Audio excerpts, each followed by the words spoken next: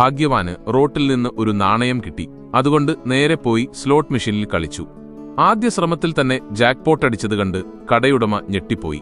പണവുമായി അയാൾ 3 കാർഡുകൾക്കിടയിൽ നിന്ന് ക്വീനെ കണ്ടെത്തുന്ന കളിക്കെത്തി.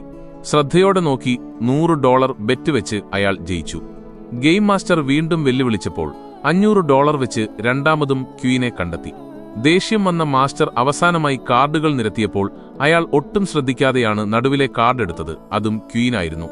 പണം നൽകാതെ മാസ്റ്റർ ഓടിപ്പോയി.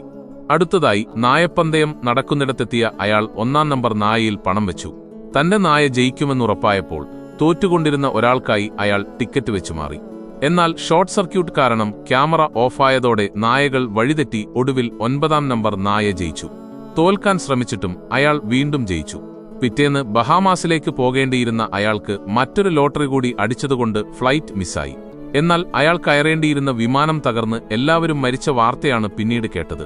അങ്ങനെ അവൻ ജസ്റ്റ് മിസ്സിന് രക്ഷപ്പെട്ടു.